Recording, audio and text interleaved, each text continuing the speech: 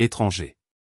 Mélissa sentait son cœur battre la chamade tandis qu'elle jetait des coups d'œil alternatifs à l'horloge sur la cuisinière et aux courses sur le comptoir. La lumière du soleil de fin d'après-midi entrait à flot par la fenêtre de la cuisine, capturant des particules de poussière qui dansaient dans l'air. Elle était anxieuse, et pourtant, elle avait décidé que ce soir serait le soir. Son mari, Jim, rentrerait dans moins d'une heure, et elle était déterminée à avoir une conversation franche pendant le dîner. Elle était lasse de la routine monotone, fatiguée de la tension non dite qui pesait sur son esprit. Elle avait déjà parlé à sa meilleure amie, Linda, plus tôt dans la journée. Les mots de Linda résonnaient dans sa tête, renforçant la résolution qu'elle ressentait à présent. Tu mérites plus d'excitation, Mélissa. La vie est trop courte pour être piégée dans un mariage terne. Un mari, c'est bien, mais tu as besoin de te sentir désirable. C'est bénéfique pour ta santé, pas seulement physiquement, mais aussi mentalement. Si Jim t'aime vraiment, il s'adaptera. Chaque fois que Mélissa repassait les affirmations de Linda, une nouvelle vague de certitude la submergeait, et elle avait l'impression d'avoir mis au jour un secret qui allait changer sa vie. Linda en était la preuve vivante. Elle se vantait de pouvoir gérer plusieurs amants, plusieurs hobbies, comme elle avait plaisanté grossièrement un soir autour d'une bouteille de vin, et de revenir à un mariage aimant quand elle le souhaitait. Jim ne s'y attendra jamais, murmura Mélissa en s'ouvrant une bouteille de bière pour apaiser ses nerfs. Elle prit une gorgée prudente, en jetant un coup d'œil à l'horloge. 20 minutes avant l'arrivée de Jim. Elle inspira profondément et se dirigea vers la salle à manger, se préparant mentalement une dernière fois. Préparer son plat préféré. Lui ouvrir une bière fraîche. Sourire et parler doucement. Révéler ses désirs. Son téléphone sonna, signalant un texto de Linda. « Vas-y, ma belle, tu peux le faire. Fais-lui comprendre que c'est toi qui commandes. Soit il se pliera à tes exigences, soit il reviendra en rampant quand il réalisera à quel point tu es désirable. Ça a toujours marché pour moi. » Mélissa lut le message 2 fois, en souriant avec suffisance. Elle posa le téléphone et reprit à couper les légumes, ignorant les papillons dans son ventre. Quand Jim entra enfin, Mélissa afficha son sourire le plus chaleureux. L'arôme du poulet fraîchement rôti embaumait la cuisine. Il avait l'air épuisé, transpirant à cause du travail de la journée, mais son visage s'illumina dès qu'il sentit la nourriture. « Salut, chérie, dit-il en jetant ses clés sur le comptoir. Ça sent merveilleusement bon. J'ai préparé ton plat préféré. » Mélissa lui tendit la bière qu'elle avait ouverte. « Je me suis dit que tu apprécierais après une longue journée. » Il la regarda, légèrement perplexe. D'habitude, il commandait à emporter. Elle était particulièrement soignée, portant une robe neuve et moulante qui mettait sa silhouette plus en valeur que d'habitude. « Tu es magnifique, remarqua Jim avec un sourire approbateur. « Merci, répondit Mélissa en lui faisant signe de s'asseoir. « Vas-y, détends-toi. Le dîner est prêt. » Elle lui servit la nourriture soigneusement présentée, puis posa sa propre assiette de l'autre côté de la table. Ils mangèrent d'abord presque en silence, mais Mélissa sentait son pouls s'emballer. Finalement, elle s'éclaircit la gorge. « Jim, il faut que je te dise quelque chose, dit-elle calmement. Il posa sa fourchette, l'étudiant. « Tu me fais peur, Mel. »« Qu'est-ce qu'il y a ?» Elle força un petit rire. « Détends-toi. Ce n'est rien de mauvais. Peut-être inattendu, mais pas mauvais. » Il se cala au fond de sa chaise, se préparant à ce qui allait arriver. « D'accord. » Mélissa se ressaisit, se remémorant le discours d'encouragement de Linda. « Jim, j'ai besoin de plus d'excitation. Je t'aime. Ça n'a pas changé. Mais il y a cette partie de moi qui se sent en cage. Je veux sortir avec d'autres hommes. Juste pendant quelques mois. » Les mots s'échappèrent en un seul souffle, comme si elle arrachait un pansement. Elle observa le visage de Jim, attendant qu'il se déchaîne ou, au moins, qu'il proteste. Mais il ne fit rien. Il cligna des yeux, serrant les lèvres. « Tu veux quoi ?» Sa voix était douce, empreinte d'incrédulité. Mélissa déglutit difficilement. « Sortir avec d'autres hommes. Tu sais, physiquement. » Au scintillement dans ses yeux, elle comprit qu'il saisissait parfaitement ce qu'elle voulait dire. « Donc tu veux un mariage libre ?» Temporairement, demanda-t-il, son ton calme mais teinté de tension. Elle acquiesça. « Oui. Juste pour une courte période. Comme semer mes graines sauvages, je suppose. » Linda pense que ça me fera du bien. Elle m'a raconté comment elle puisait une nouvelle énergie dans le fait d'être désirée par différents hommes. C'est sain, dit-elle, pour la confiance d'une femme. Et quand j'aurai fini, je reviendrai en étant une meilleure partenaire. Ensuite, nous pourrons fonder la famille dont nous parlons depuis si longtemps. Laura prétend que certains hommes explosent de rage face à une telle suggestion. Mais Jim fixa seulement son assiette à moitié pleine pendant quelques secondes avant d'expirer. Waouh!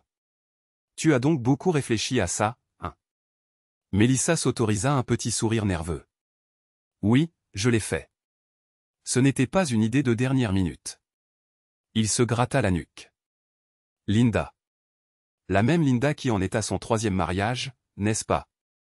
Elle a traversé beaucoup d'épreuves, mais elle affirme qu'elle est plus heureuse que jamais, répondit Melissa. Elle ne jure que par ses aventures. Elle insiste sur le fait que son mari a fini par se plier à ses exigences. Les lèvres de Jim se pincèrent. Alors, tu en as fini d'attendre que je devienne, comme ça, spontanément plus excitante? Melissa pinça les lèvres. Bien que ce ne soit pas ainsi que je l'aurais formulé. Pendant combien de temps? 2 mois. Peut-être 3 au maximum. Puis la vie reprend son cours normal. Il repoussa son assiette, sans même finir son dîner. Elle s'apprêtait à reprendre la parole quand il se leva, contourna sa chaise et dit doucement, « Si c'est vraiment ce que tu veux, je suppose que ta décision est déjà prise. » Melissa leva les yeux vers lui, le cœur battant la chamade. Elle s'attendait à des cris, des larmes, peut-être une porte qui claque. Au lieu de cela, son calme la troubla. Il s'éclaircit la gorge. « Je ne peux pas t'empêcher d'être avec d'autres hommes. » Elle respira de soulagement, sur le point de le remercier de sa compréhension. Mais il continua. « Je ne vais pas faire semblant que cela ne me dérange pas. Et si c'est la voie que tu choisis, je ne serai pas là pour partager ton lit. » Ou, il soupira. « Je vais m'installer dans la chambre d'amis pour le moment. » Ses yeux s'illuminèrent. « Tu vas t'installer dans la chambre d'amis? Ça me va. Ce n'est que temporaire. Et si cela te met plus à l'aise, je ne resterai pas dans le même lit pendant que tu fais ça, précisa Jim, la voix rauque de déception malgré le ton mesuré. Non, juste non. Ce n'est pas aussi simple que toi ou Linda le faites croire. Les actes ont des conséquences, Mel. J'apprécie ta volonté de me laisser de l'espace, même si tu n'en es pas exactement ravi, murmura-t-elle. Jim, j'ai besoin de ça. Il acquiesça lentement, prit une dernière gorgée de sa bière et monta à l'étage. Melissa écouta ses pas s'éloigner. Soulagement et excitation se disputaient dans sa poitrine. Elle envoya un texto à Linda. Texto de Melissa à Linda, il ne s'est pas battu. Sûrement contrarié, mais pas en colère. Je pense que tu vas revenir à la raison. Ça pourrait même marcher. Cette pensée la fit sourire. Elle n'avait aucune idée qu'elle était sur le point de déclencher un chaos qui échapperait à tout contrôle. Le lendemain, Melissa téléphona à Linda. C'était le milieu de la matinée, et Jim était déjà parti travailler sans un mot. « Salut Mel », gazouilla Linda au téléphone. « Comment se sent l'oiseau libre ?»« Oh, Linda, il n'a pas du tout piqué une crise, » dit-elle, arpentant le salon. Il était calme, à déménager dans la chambre d'amis. C'était presque effrayant de voir à quel point il était maître de lui. Linda rit. « Ma grande, c'est génial. Je te l'avais dit. Les hommes, soit ils piquent une crise, soit ils se murent dans le silence pour panser leur ego blessé. Ne t'inquiète pas, il reviendra en rampant une fois qu'il aura vu à quel point tu peux être désirable. » Melissa se souvint des histoires de Linda, des nuits sauvages avec plusieurs partenaires. L'excitation, selon Linda, lui donnait une nouvelle perspective. « Tu jures que tu as déjà fait ça? Genre avec plusieurs hommes à la fois. » « Oh oui, » se vanta Linda. « L'été dernier, Mark était en voyage, alors j'ai invité quelques Johnson. C'était incroyablement excitant. Je me sentais tellement vivante. Après, Mark a réalisé qu'il ne pouvait pas suivre le rythme, alors il m'a laissé tout l'espace que je voulais. Crois-moi, c'est bon pour ta santé, ton estime de soi. Et, à terme, ça peut même améliorer l'ambiance dans la chambre à coucher avec ton mari. » Melissa rougit, étrangement fascinée mais mal à l'aise. Elle imagina les exploits de Linda, puis essaya d'imaginer qu'elle disait à Jim qu'elle avait accueilli plusieurs petits amis sous leur toit. Jim resterait-il aussi calme? La voix de Linda la tira de ses pensées. N'oublie pas, pas de culpabilité. Il s'agit de ton épanouissement. Si Jim veut piquer une crise plus tard, qu'il le fasse. Ça montre à quel point tu as le contrôle. Ouais, dit doucement Melissa. J'imagine. Elle jeta un coup d'œil au bout du couloir vers la porte fermée de la chambre d'amis. Je vais garder ça à l'esprit. On sort ce soir, n'est-ce pas, insista Linda. Tu vas amener Brian, ce canon dont tu n'arrêtais pas de parler au bureau. Melissa se mordit la lèvre. Oui. Il est célibataire. Enfin, presque, en fait. J'ai entendu des rumeurs selon lesquelles il était à moitié séparé, mais il est vraiment intéressé. C'est tout ce dont tu as besoin, lança Linda. Fais simple. Tu veux juste te sentir désiré, n'est-ce pas? Dis-moi quand je dois partir. Après le travail, Melissa invita Brian dans un bar branché où Linda devait les rejoindre. La soirée était animée, le bourdonnement des conversations, les néons dansant sur le comptoir du bar et la musique entraînante. Brian était grand, avec un sourire confiant et une mâchoire carrée. Elle découvrit qu'ils avaient une alchimie naturelle. Même Linda, rarement impressionnée, fit un signe d'approbation à Melissa de l'autre côté du bar. Au fil de la soirée, Melissa se rapprocha, laissant sa main se poser sur le bras de Brian. Il répondit en lui écartant les cheveux, en lui murmurant des compliments à l'oreille. Finalement, Linda disparut avec son propre rendez-vous, Logan, laissant Melissa et Brian seuls. Ils se retrouvèrent coincés dans un box sombre, perdus dans leur propre bulle de flirt. Melissa sentit son téléphone vibrer. Un texto de Linda. Texto de Linda à Melissa, ramène-le à la maison. La vie est courte. Profite de chaque seconde. L'idée l'enthousiasmait et la terrifiait, mais Linda avait raison.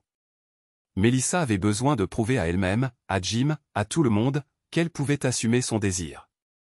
Je pense rentrer, lança-t-elle, laissant ses doigts effleurer la main de Brian. Ça te dirait de m'accompagner? Brian sourit. Absolument. Ils trébuchèrent dans son salon faiblement éclairé. Melissa retira ses talons d'un coup de pied, posant un doigt sur ses lèvres. Chut. Mon mari dort, chuchota T.L., surprise de l'audace qu'elle affichait. Brian haussa un sourcil. Attends. Ton mari est donc à l'étage. Melissa haussa les épaules, l'air espiègle. Il est dans la chambre d'amis. Nous avons un arrangement. Une lueur de confusion mêlée à de la curiosité traversa le visage de Brian. C'est intéressant. Elle saisit sa main et l'entraîna dans le couloir. Ils se glissèrent dans la chambre principale, l'ancienne chambre de Jim et elle, en fermant la porte doucement. L'atmosphère était électrique. Le cœur de Melissa battait la chamade. Pour la première fois depuis son mariage avec Jim, elle était sur le point d'avoir une relation intime avec un autre homme sous le même toit. Pourtant, elle refusait de culpabiliser. N'était-ce pas exactement ce qu'elle voulait, ce que Linda insistait qu'elle avait le droit de vivre? Elle alluma la lampe de chevet.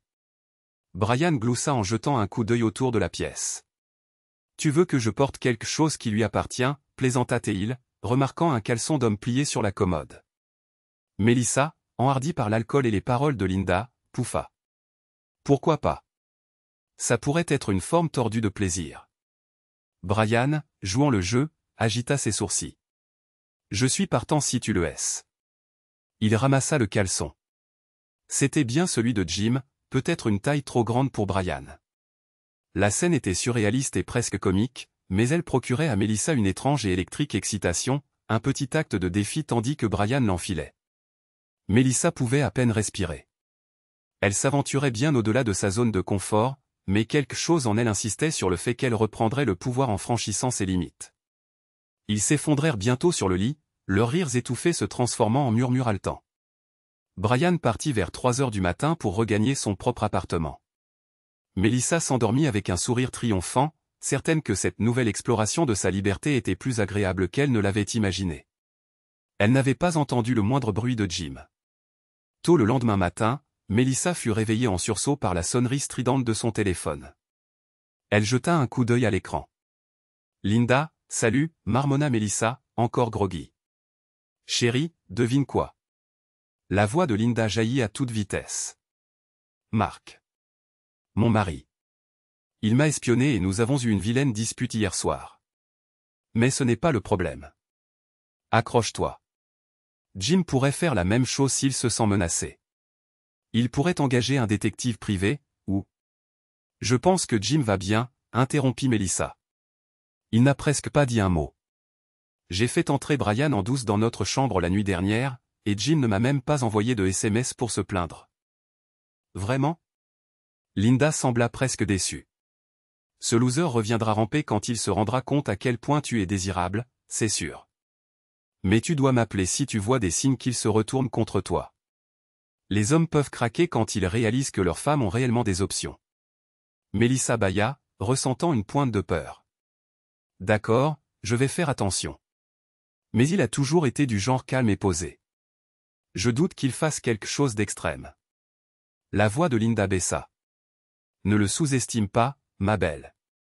Quand l'ego d'un homme est en jeu, même les plus gentils peuvent devenir vicieux, nota Dooley. Melissa répondit, bien qu'elle n'en soit pas entièrement convaincue.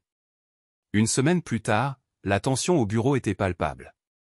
Melissa avait eu quelques rendez-vous décontractés avec Brian et Linda continuait ses sorties nocturnes. Cependant, en cours de route, des rumeurs commencèrent à circuler. Une collègue, Valérie, une femme qui portait toujours des tailleurs impeccables, semblait étrangement intéressée par la vie privée de Melissa et Linda.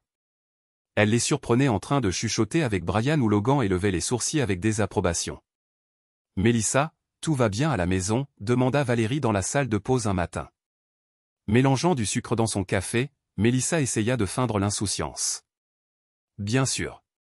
Tout va bien. » Valérie lui adressa un sourire mielleux.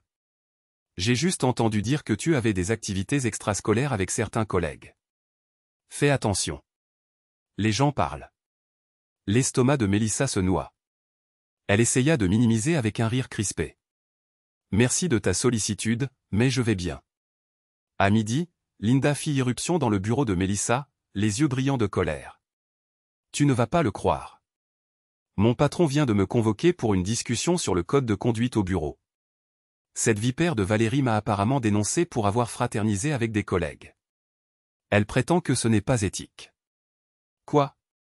Elle a toujours été menacée par nous, siffla Melissa. Linda secoua la tête. C'est pire. Tu as entendu parler de l'enregistrement vocal dont je t'ai dit qu'il pourrait exister? Melissa fronça les sourcils. Enregistrement? Mon mari avait une fois menacé d'installer des caméras cachées ou des appareils audio dans ma voiture.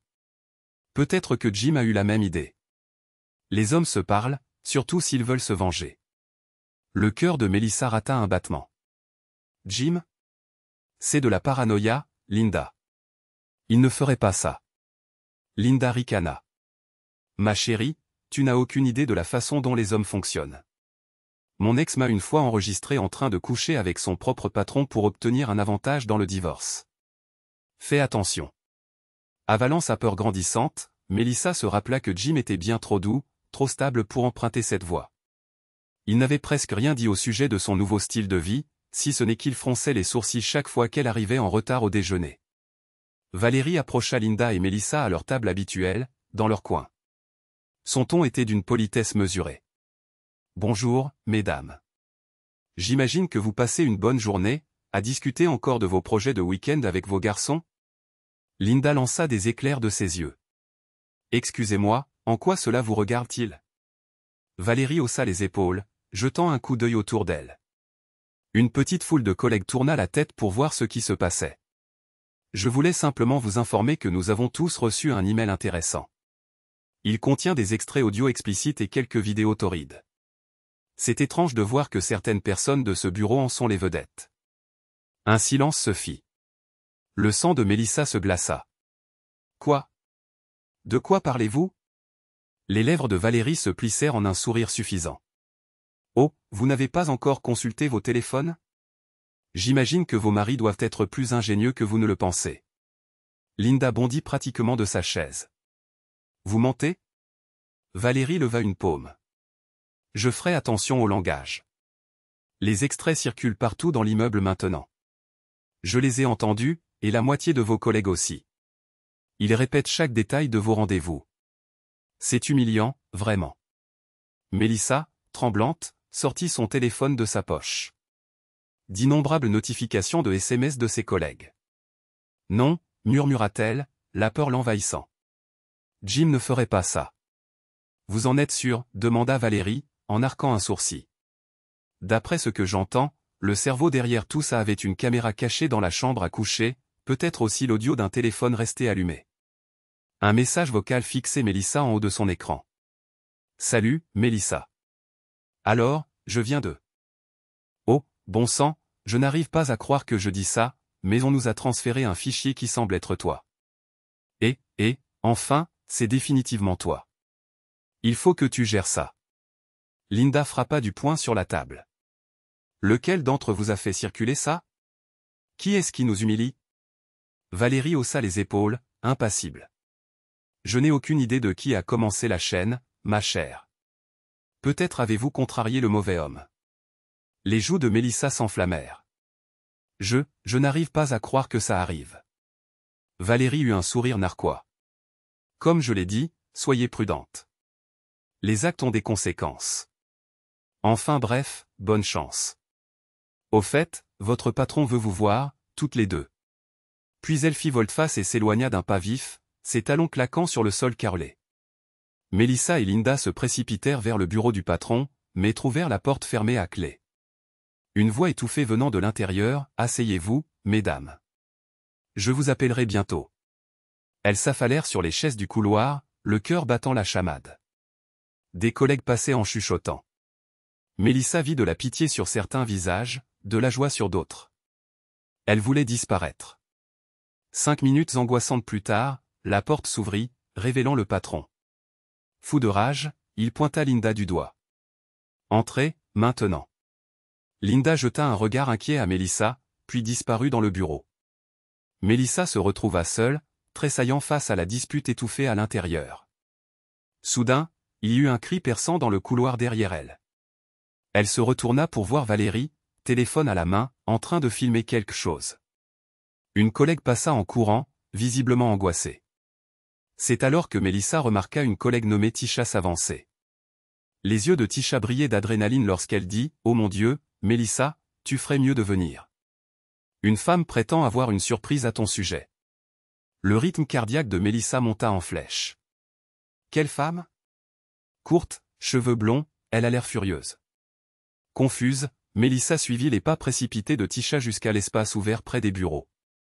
Là, se tenait une femme qu'elle reconnaissait vaguement comme étant l'une des femmes des directeurs supérieurs, l'épouse de quelqu'un qu'elle avait vu lors d'une fête de fin d'année. La femme se tourna dès qu'elle aperçut Mélissa. Elle leva son téléphone, appuya sur un bouton, et un enregistrement vocal retentit à travers une mini-enceinte. C'était le son de gémissements intimes, l'audio exact de la chambre de Mélissa avec Brian. La voix de la femme était triomphante. « Peut-être que tu y réfléchiras à 2 fois avant de fricoter avec mon mari, espèce de sale. » La mâchoire de Mélissa se décrocha. « Mari? Je ne... » Attendez, un instant. Brian n'est pas marié, n'est-ce pas? C'est mon fiancé. La femme cracha, les yeux rouges de colère. Et tu es dégoûtante. Tu pensais t'en tirer comme ça? Une foule se rassembla, attirée par la confrontation. La femme pivota pour s'adresser aux spectateurs. Vous voulez tous des détails? Parce que j'ai tout. Le téléphone de mon fiancé était synchronisé avec le cloud, et devinez quoi? Il a tout enregistré. Ensuite, apparemment, quelqu'un d'autre les a également enregistrés sous un autre angle. Peut-être votre précieux conjoint, ma chérie. Elle adressa à Mélissa un sourire méprisant. Quoi qu'il en soit, j'ai tout, avec des détails incroyablement crus. Un silence se fit, brisé seulement par les halètements étouffés des spectateurs. La couleur quitta le visage de Mélissa. Écoutez, je suis désolé, commença-t-elle. Je ne savais pas. Mais la femme continua sans merci, coup par coup, avec des commentaires. Elle couche avec son patron, apparemment, et la moitié des hommes d'ici. Tout est en vidéo.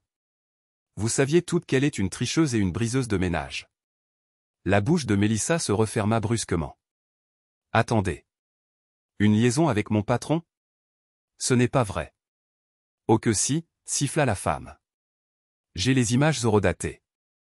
On te voit dans son bureau après les heures de travail. Il y a aussi de l'audio. Tu l'appelles Zur. Tu espérais peut-être une promotion. À ces mots, quelques employés ricanèrent. Les yeux de Mélissa papillonnèrent frénétiquement. Elle n'avait aucun souvenir d'avoir été avec son patron, mais elle avait flirté avec lui à une fête une fois. Jim aurait-il pu manipuler les images? Ou peut-être que son patron, dans un moment de folie, l'avait approché après qu'elle ait consommé trop d'alcool. Le souvenir était fragmenté. Une vague brûlante de honte la submergea. Elle balbutia, « Je ne sais pas de quoi vous parlez. » C'était peine perdue. La femme diffusa d'autres extraits audio plus humiliants encore.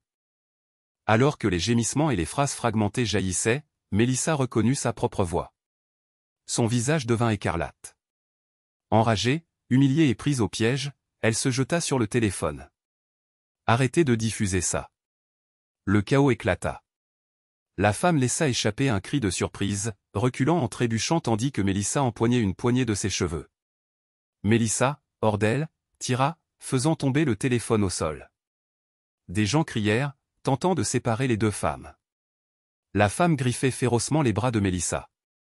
Plusieurs employés se précipitèrent, mais pas avant que Valérie ne recommence à filmer, capturant toute la bagarre. La sécurité arriva, appelant la police par radio.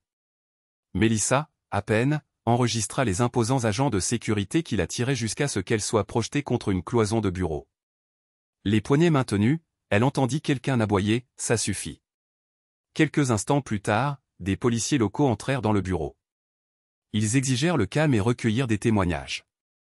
La femme blonde sanglotait, les cheveux en désordre, des égratignures sur le cou. Mélissa restait sous le choc, tremblant, pendant que l'officier les interrogeait toutes les deux. Il devint rapidement évident que si la femme avait déclenché la confrontation verbalement, c'était Mélissa qui avait initié l'agression physique. « Vous êtes en état d'arrestation pour coups et blessures légers », dit l'officier, lisant à Mélissa ses droits. Malade à l'estomac, ignorant les regards et les téléphones portables filmant, Mélissa sentit le métal froid des menottes se refermer autour de ses poignets. Ils la conduisirent dans le couloir, sous les regards accusateurs de ses collègues et le choc sur le visage de Linda lorsqu'elle sortit du bureau du patron. Quelques heures plus tard, Linda paya la caution de Mélissa. Elles sortirent en titubant du commissariat, l'air frais de la fin de nuit mordant leur visage. Les yeux de Mélissa brûlaient à cause des larmes. « C'est de la folie », grommela Linda en secouant la tête. Se faire arrêter pour des égratignures de quelques centimètres sur le cou de cette femme. C'est elle qui t'a provoqué. Mélissa s'affaissa sur un banc à proximité, ignorant l'agitation de la rue. J'ai craqué. Elle diffusait cet audio. Tout le monde l'a entendu. Linda, c'était moi. Tout le monde m'a entendu gémir sur une cassette au milieu du bureau. Linda s'assit à côté d'elle, posant une main sur son épaule. Écoute, tu es accusé d'agression, mais ce ne sera probablement qu'une amende. Tu es libéré sous caution maintenant, alors ressaisissons-nous. Les larmes montèrent à nouveau aux yeux de Mélissa. Mon patron va me licencier. Pas si on peut l'éviter, interrompit Linda, bien que sa voix manquât d'assurance. Tu peux compter sur moi. 2 jours plus tard, Mélissa se rendit au tribunal pour une audience rapide. Elle plaida non-contestation à l'accusation de coups et blessures légers. Le juge, peu impressionné par sa tentative d'expliquer les circonstances atténuantes, lui infligea une amende et des cours de gestion de la colère. Dorothy, c'était le nom de la future épouse du fiancé, sourit avec une satisfaction sombre de l'autre côté de la salle d'audience. Embarrassée, furieuse et chancelante après cette journée humiliante, Mélissa sortit, soutenue par Linda. Elle sentit une tension se contracter comme un ressort dans son estomac. Son adrénaline retombait, laissant derrière elle la prise de conscience croissante que la vie qu'elle avait autrefois un foyer normal, un emploi normal était gravement menacée. Un soir, peu de temps après l'incident, Mélissa confronta Linda sur le parking d'un restaurant où elles étaient censées se retrouver pour prendre un verre. Les yeux de Mélissa étaient rouges et gonflés d'avoir pleuré. « Linda, je viens de raccrocher avec l'avocat de Jim.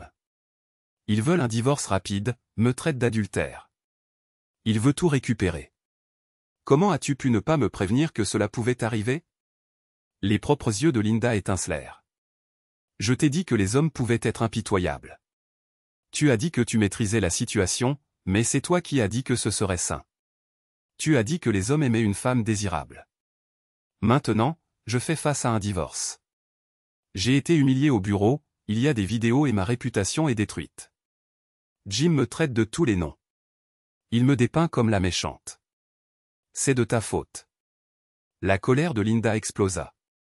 Pardon? Tu es adulte. Tu as fait tes propres choix. Ne me rejette pas la faute dessus. Melissa ricana amèrement. Tu ne t'es pas vanté du nombre d'hommes que tu avais en même temps? Comment ton mari a fini par s'agenouiller à tes pieds? Tu as dit que Jim ferait de même.